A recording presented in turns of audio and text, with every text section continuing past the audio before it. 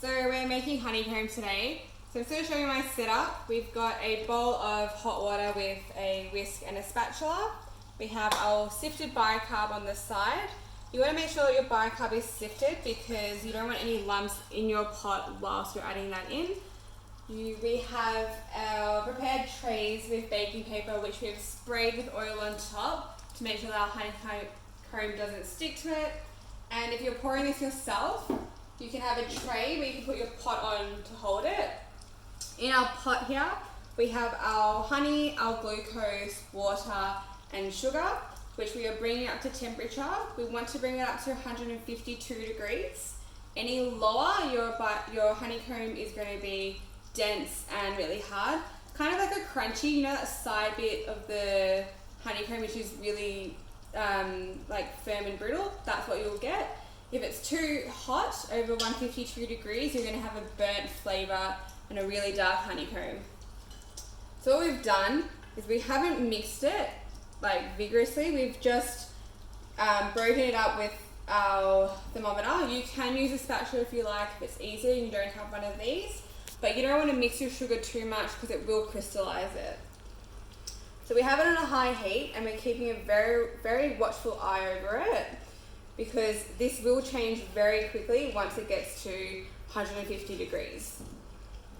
What you can look for is a nice golden colour coming through your honeycomb, and you can start to smell the honey to cook and to caramelise. This will take a few minutes to come to temperature, but make sure you are watching it constantly. And the best thing is before you start your honeycomb, you want to have everything set up and prepared. Like I said before, it does change very quickly and it'll be really hard to fix any problems or things you haven't got ready once it comes to temperature. If you can, I have this thermometer here. I'm not sure if you can see in the corner up here, but you can set a temperature for your highest heat. So if you can, set your thermometers to 152 degrees and that way it will let you know it's ready and you can use it.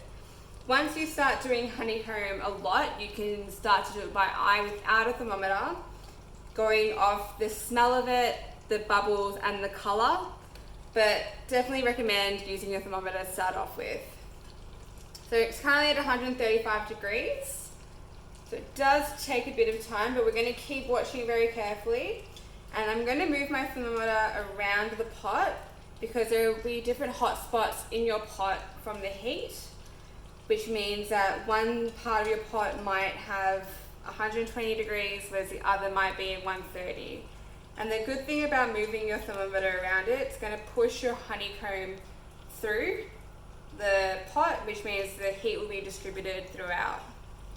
So we're at 138, 139 now. We're getting pretty close.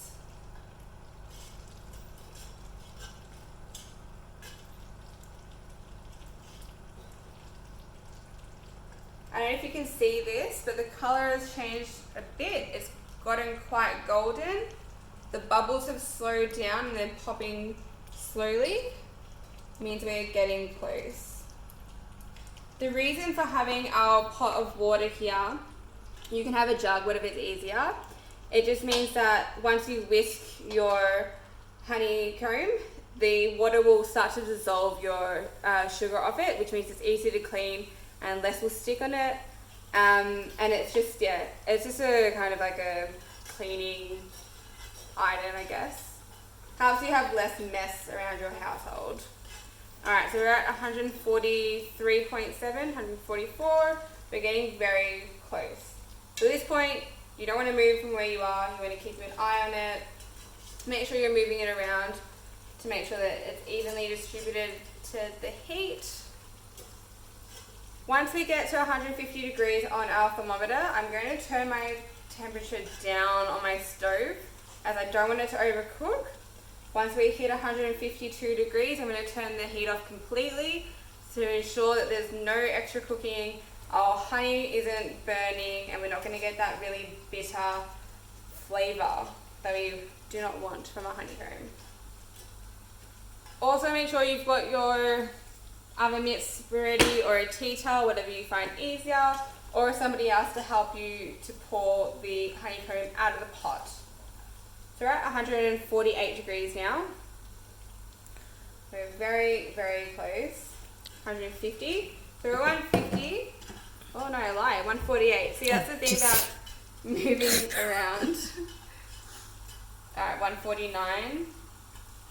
I can see the colour is getting dark. Alright, we're at 150. I'm going to turn my temperature onto low,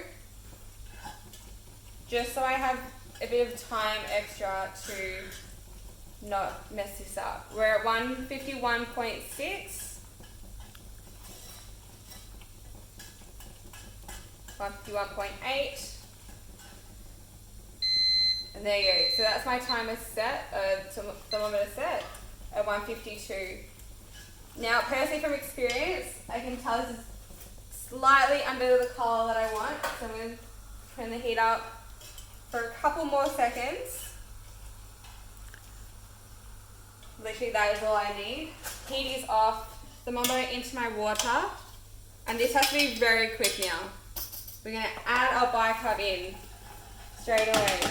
You're going to see that it starts to foam up and change. You want to whisk that very well so that your bicarb is evenly distributed. There are no lumps in your honeycomb.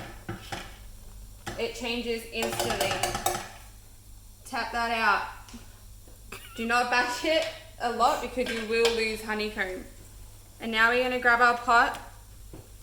It's bubbling over. Yep, hurry up. And we're going to pour it into our prepared can. Squat. And I have another one on the side set up.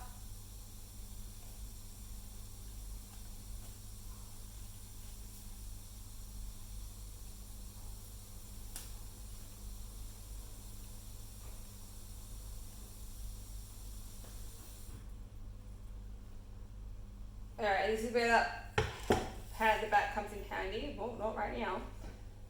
But you can put it there and scrape the rest out if Mum will pass me my spatula. You. Thank you.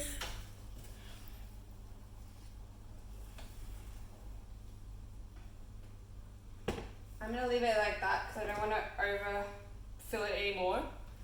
But what you want to do from here now is do not touch your honeycomb. Do not move it. Do not do anything with it until it is cold, it is set, it has done its thing, because if I were to touch this and move it, it will collapse. You will not have that airy honeycomb that you want to get out of this.